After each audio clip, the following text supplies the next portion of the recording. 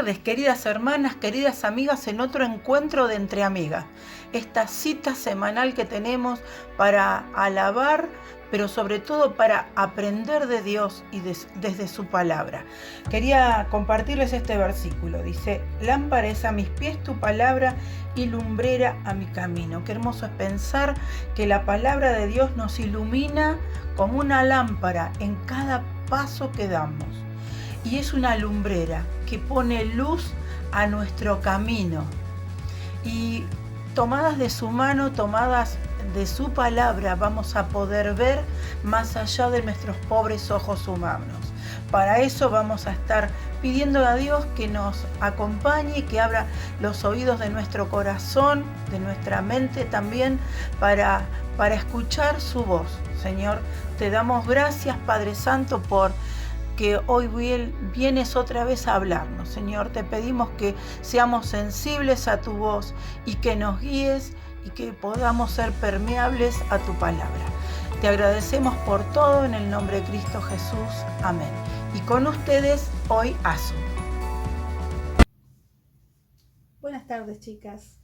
Otra vez, juntas, otro viernes, con su palabra.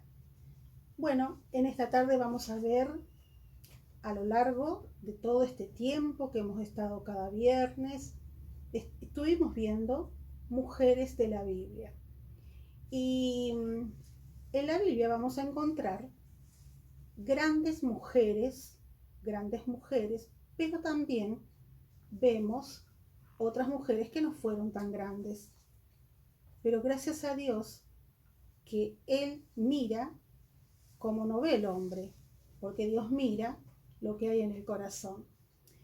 Y viendo un poquito, volviendo otra vez a la idea, ¿no? Todas ellas nos dejaron una enseñanza o un ejemplo. Algunas de esas enseñanzas o ejemplos son para imitar y otras no, pero quedaron registradas todas igualmente aquí en este libro sagrado que es la Biblia. Las que en esta tarde vamos a estar viendo la historia de una chica, de una joven, de una muchacha, como dice su palabra, de una muchacha.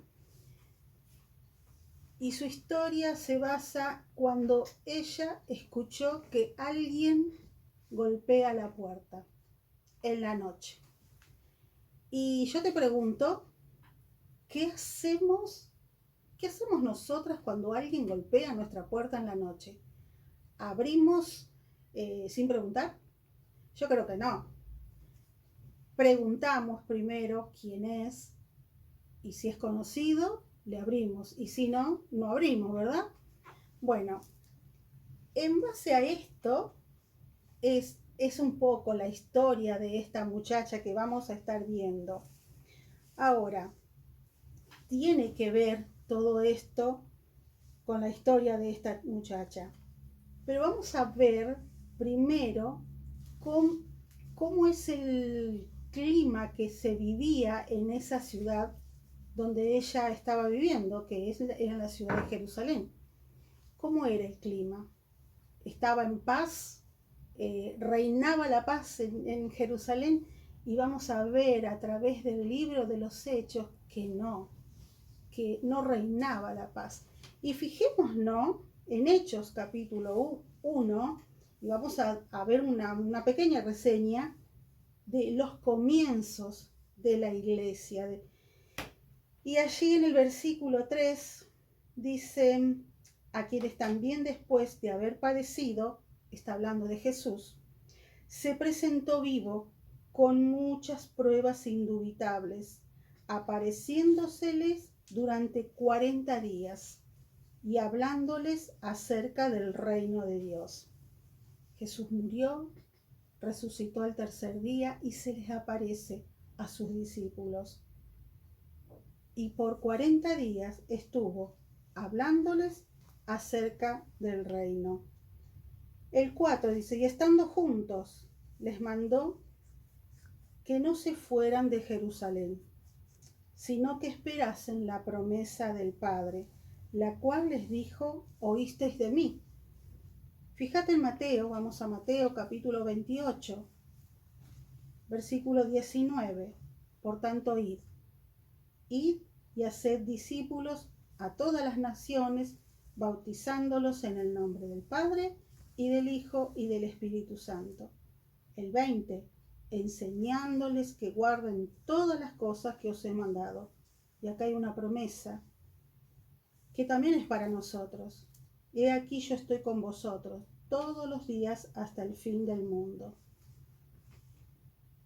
En Hechos, aquí en el versículo 4, Jesús les dio unas instrucciones que no se fueran de Jerusalén. Y luego dejó el mandato, ¿no? Un mandato. Mateo dice que dejó un mandato de ir y predicar el Evangelio. Y la promesa, qué hermoso. Fíjate en Marcos. Vamos a Marcos, capítulo 16, versículo 15. Id por todo el mundo y predicad el Evangelio a toda criatura. Vamos a Lucas ahora. Lucas, capítulo 24, versículo 44. Y les dijo, estas cosas son las palabras que os hablé. Está hablando Jesús. Estando aún con vosotros, le hablaba a sus discípulos, que era necesario que se cumpliese todo lo que está escrito de mí. Y luego el 46, y les dijo, así está escrito, y así fue necesario que el Cristo padeciese y resucitase de los muertos al tercer día, y que se predicase en su nombre el arrepentimiento y el perdón de pecados en todas las naciones, comenzando desde Jerusalén. El 48, y vosotros sois testigos de estas cosas. He aquí, yo enviaré la promesa de mi Padre sobre vosotros, pero quedaos vosotros en la ciudad de Jerusalén, la orden que les había dado, hasta que seáis investidos del poder desde lo alto. Y vemos aquí que Jesús da una orden y una instrucción que no se tenían que ir de Jerusalén, y el mandato a los apóstoles, y también es un mandato para nosotras. Y les recordó que la promesa, él había prometido algo, él se iba a ir. El Padre se lo llevó al cielo, y él les recordó la promesa de la venida del Espíritu Santo. Y eso lo vemos en el capítulo 2. Es hermoso para que cada una lo pueda leer en su casa.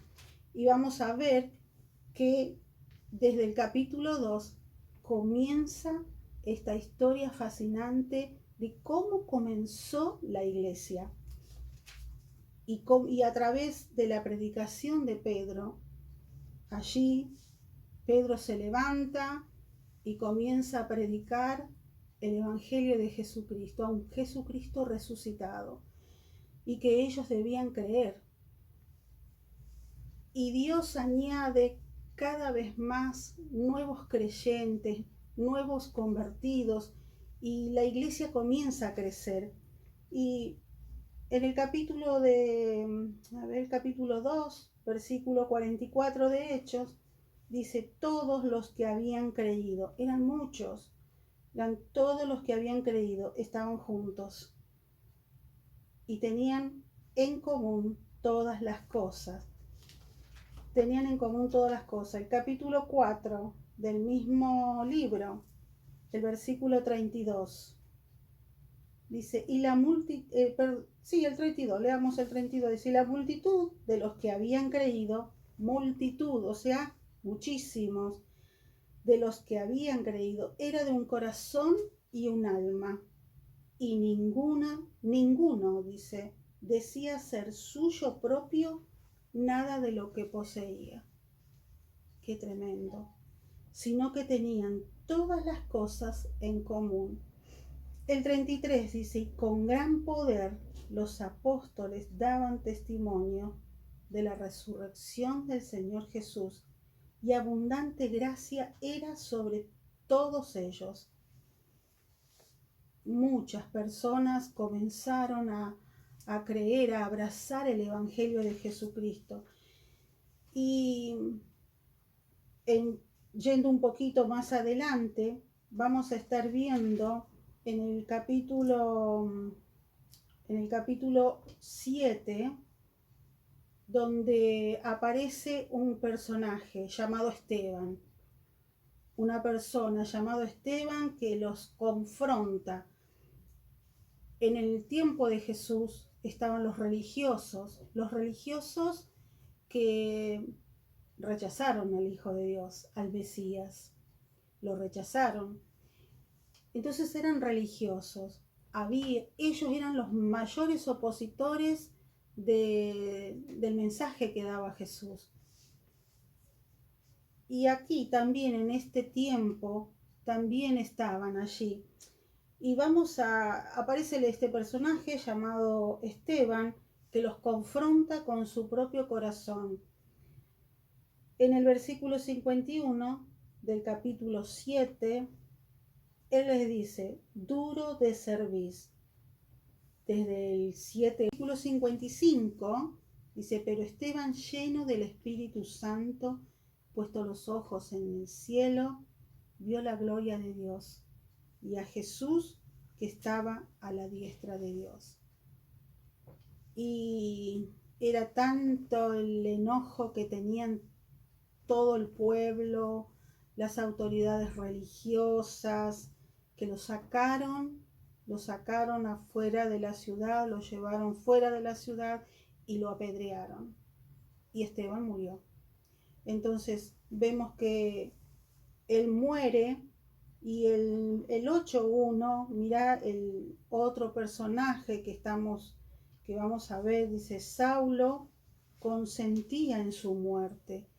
Es como él estaba ahí, él era el mayor enemigo de los cristianos. En aquel día hubo una gran persecución contra la iglesia que estaba en Jerusalén, y todos fueron esparcidos por las tierras de Judea y de Samaria, salvo los apóstoles. Entonces, persecución, muerte. El 3, y Saulo asolaba la iglesia, entrando casa por casa, arrastraba a hombres y a mujeres y los entregaba en la cárcel. Este era el clima que reinaba en la ciudad de Jerusalén.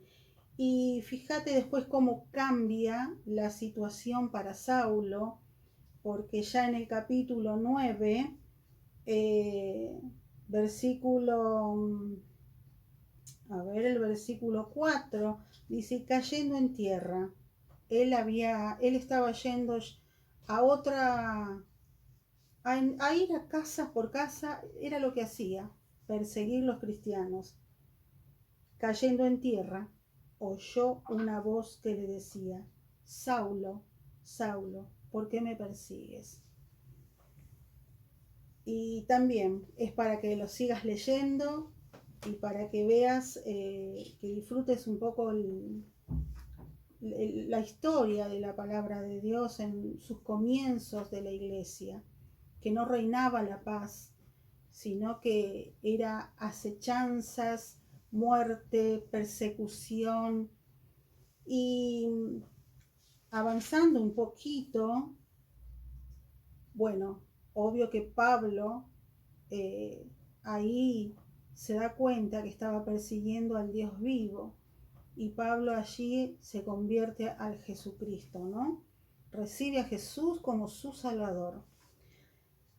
Luego vemos una parte, lo que estuvimos viendo, vuelve a aparecer otra vez Pedro con lo que estuvimos viendo un viernes de Davita Dorcas, ¿no? Ahora, avanzando un poquito, llegamos al capítulo 12. Al capítulo 12 donde está la historia de esta muchacha. Y por qué viajamos un poquito desde el capítulo 1 hasta ahora, es para poder entender cómo se vivía en ese tiempo. donde los primeros cristianos vivían en peligro, en muchos peligros, y como hemos visto, perseguidos por las autoridades romanas, por las autoridades religiosas de ese tiempo. Y bueno, vamos a entrar a leer el capítulo 12 de Hechos. Pero antes, quizás ustedes estén preguntando, ¿quién es esta muchacha? Bueno, ahora que llegamos al capítulo 12, la historia de esta muchacha llamada Rode.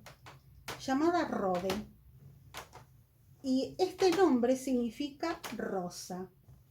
Es interesante el significado, rosa. Vimos que es una joven de la época de la iglesia en sus comienzos. Y su mención de ella está solamente en este libro, en Hechos.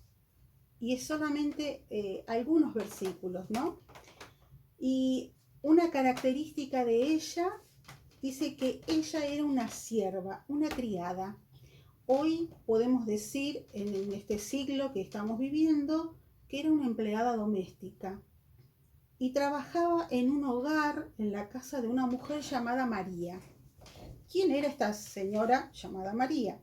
Bueno, María era la madre de Juan Marcos. Marcos era el sobrenombre. Y podemos ver que Marcos es el autor del mismo libro llamado Marcos, ¿no? Y María era una fiel creyente. Otro dato también interesante, que según la tradición, es en la casa de María donde se celebró la última cena.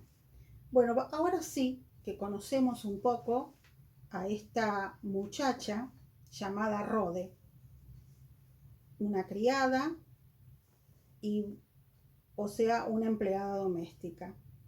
Trabajaba en la casa de María, María creyente, y vamos a ver, Hechos capítulo 12, versículo 1. Dice, en aquel mismo tiempo, el rey Herodes echó mano a algunos de la iglesia para maltratarles. La persecución, maltrato, y mató a espada a Jacobo, hermano de Juan, el primer mártir de los apóstoles, ¿no? Lo mataron. Y viendo esto, que había agradado a los judíos, procedió a prender también a Pedro. Eran entonces los días de los panes sin levadura. En ese tiempo eran los días de los panes sin levadura. Era una de las fiestas que tenían los judíos, ¿no?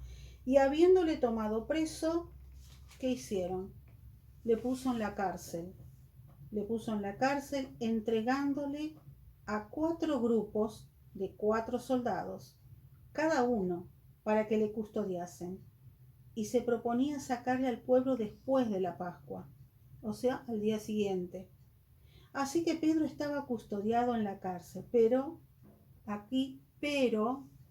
mira lo que dice, la iglesia hacía sin cesar oración a Dios por él. Y cuando Herodes le iba a sacar aquella misma noche, estaba Pedro durmiendo. Qué tranquilo estaba Pedro, estaba durmiendo. ¿Por qué? Porque él sabía que no iba a morir en ese momento. Él confiaba en algo que Jesús le había dicho. Y vamos a verlos en Juan capítulo 18. Vamos a capítulo 21. Juan capítulo 21. Del 18 al 19. Estaba en Lucas yo.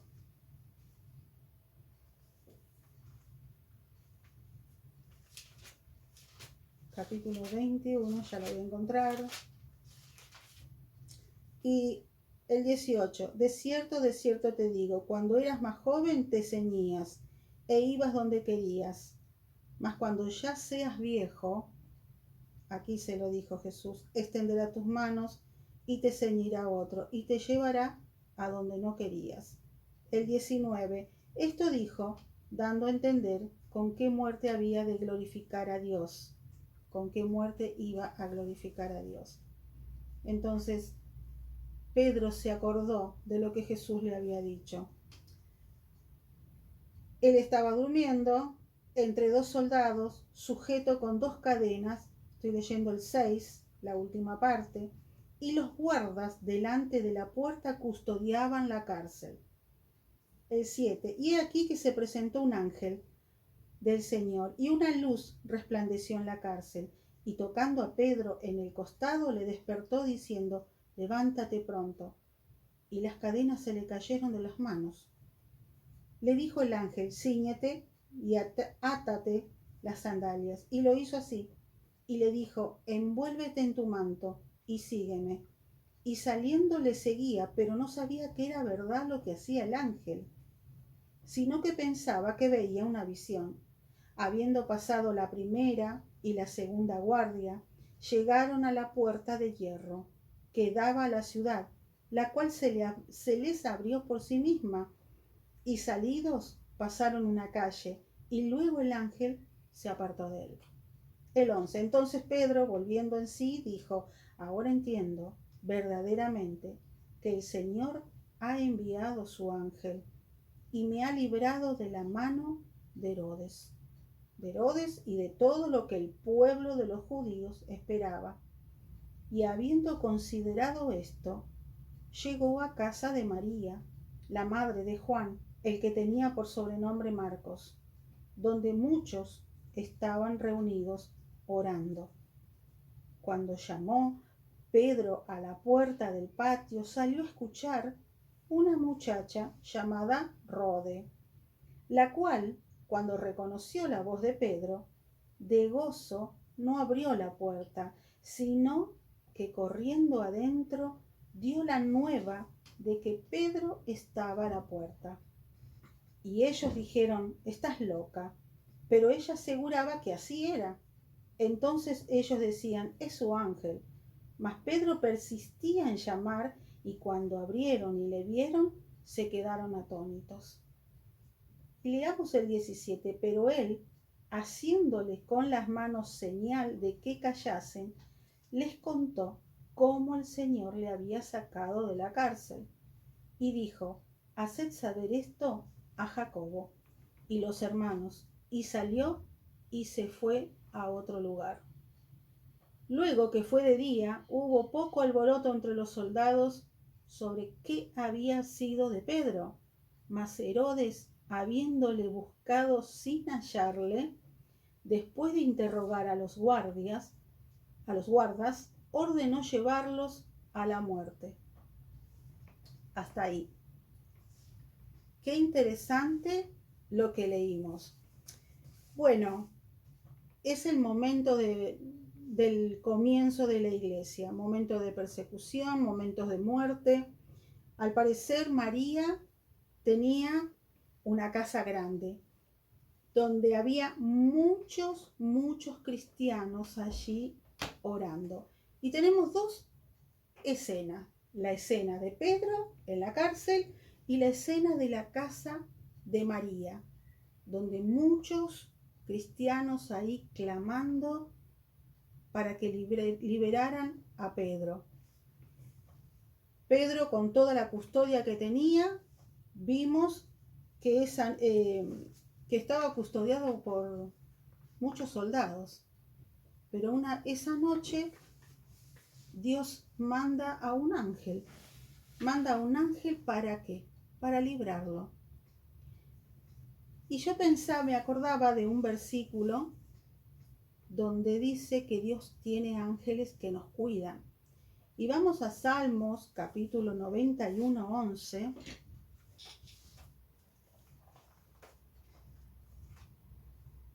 Salmos 91, 11. Dice, pues a sus ángeles mandará acerca de ti, que te guarden en todos tus caminos, en las manos te llevarán, para que tu pie no tropiece en piedra.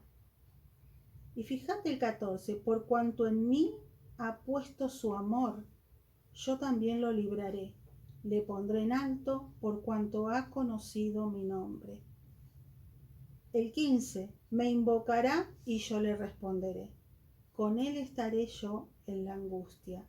Lo libraré y le glorificaré. Lo saciaré de larga vida y le mostraré mi salvación. Dios mandó un ángel para que liberara de una forma milagrosa. Él lo hizo. Dios, no hay otra persona que pueda hacer esto. Lo que hemos leído es solo Dios que lo puede hacer. Y es hermoso saber que Dios también tiene ángeles para nosotros, que nos cuida, que nos guarda, que nos lleva en sus brazos. Y Dios manda a uno a librar, a Pedro. De pronto vemos a Pedro en las calles.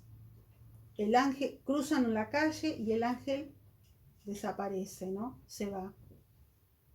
¿Y dónde va Pedro? Directamente a la casa de María. Golpea la puerta. Y aquí comienza la historia de esta muchacha que hemos leído. Rode, una sierva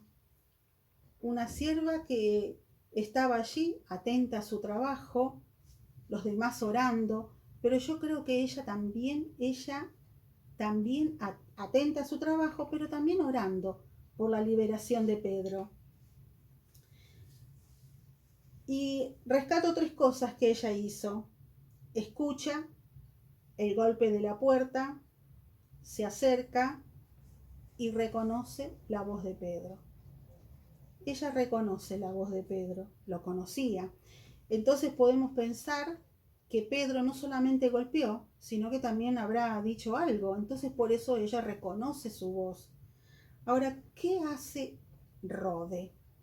¿Qué es lo que hace? Y para recordarlo, fíjate en el versículo 14, la cual cuando reconoció la voz de Pedro, ella reconoció cuando escuchó su voz, de gozo, dice, no abrió la puerta. Era el gozo tan grande que tenía dentro, en su corazón, que no abrió la puerta. De la alegría no abrió la puerta. ¿Y qué hizo? Corrió hacia adentro donde estaban los demás orando. Ahora ella no tuvo problema de ir y de interrumpir la oración de los demás. Y ahora, ¿cuál fue la reacción de los demás? La acusan de loca y qué más. Y luego que era un ángel que ella ve, ¿no? Ahora, ella lo que quería era contarles que la respuesta a sus oraciones estaba parado allí frente a la puerta. Pero los demás no creyeron, no le creyeron. Ahora, ¿qué demostró Rode? Bueno, viendo en estos versículos cortitos, ¿qué demostró Rode? Ahora, ella demostró 2 características que nosotras podemos imitarla, que nosotras podemos, como mujeres, podemos seguir. Ahora, el primero, el gozo. El gozo frente a la respuesta de oración. ¿Vos no te gozás cuando Dios responde tus oraciones, a tu clamor? Bueno, claro que sí. Por supuesto, cuando Dios, somos las más felices, ¿no? Ahora, ella tuvo gozo frente a la respuesta de una iglesia unida. La casa de María era una iglesia, porque todos los cristianos iban ahí a adorar y a orar. Dios responde, Él es fiel. Cuando nosotros clamamos, Él responde. La otra característica que Rode demostró y que podemos nosotras también imitar es el persistir. Ella persistió, insistió, que era Pedro, pero no le creyeron, ¿no? Ella pasó por alto lo que le decían, lo pasó por alto, estás loca, viste un ángel. Ella persistió, insistió. Ella persistió en anunciarles la verdad que era Pedro, ¿no? Fueron los otros que no creyeron que Dios podía contestar tan pronto la respuesta de oración, sus oraciones. Bueno, la oración, viendo esto, en cuanto a la oración, qué importante que es orar. Es el arma más poderosa. Yo pensaba, Pedro golpeando la puerta afuera de esa casa, armas poderosas, podríamos decir, ¿no? Espadas, palos, soldados furiosos, dispuestos a matar. Y dentro de la casa, el arma más poderosa, que es la oración que Dios nos dejó a nosotros como hijos, ¿no? Es mucho más poderosa esa arma que puede liberarnos de cualquier peligro. Ahora, el clima que rodeaba a estos cristianos era eso, el peligro, los arrestos, los azotes y muerte. Y Pedro, mientras golpeaba, él también corría peligro, hasta que después, ante la insistencia de Rode, los demás que estaban orando escucharon que alguien golpeaba la puerta y fueron. ¿Y cuál fue? La sorpresa.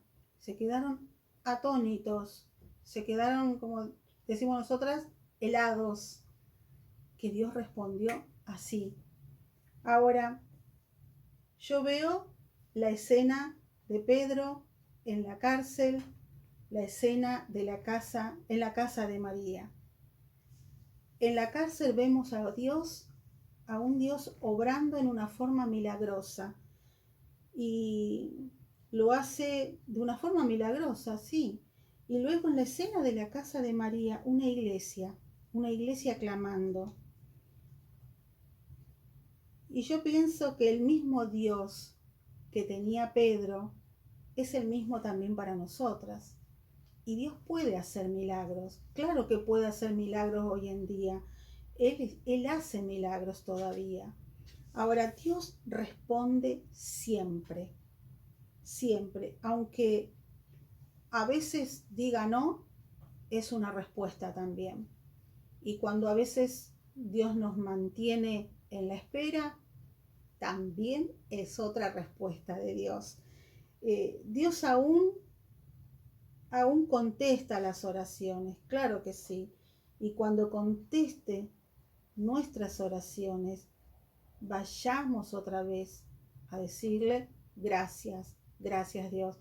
No nos olvidemos de ser agradecidas cuando Dios responde nuestras oraciones. Fíjate, vamos a Primera de Juan, capítulo 5, la confianza que podemos tener. Primera de Juan, capítulo 5, versículo 14 y el 15. Y dice, y esta es la confianza que tenemos en Él, que si pedimos alguna cosa conforme a su voluntad es siempre la mejor, la perfecta, que Él nos oye. En cualquiera cosa que pidamos, sabemos que tenemos las peticiones que le hayamos hecho. Qué hermoso. Y permitidme que encontré algo que me encantó de la hija de unos amigos que ella publicó, y ella puso, ¿qué es orar? Y te lo quiero leer. ¿Qué es orar?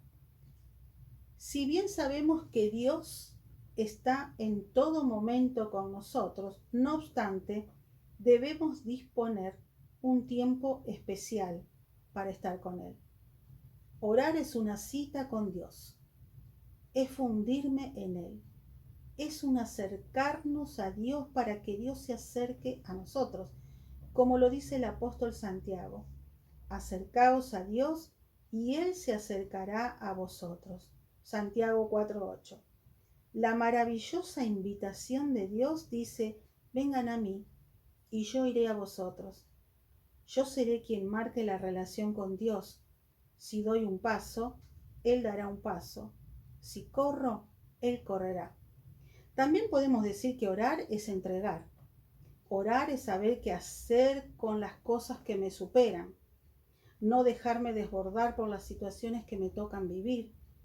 Dejar de luchar en mis propias fuerzas. Es expresar mi confianza en Él.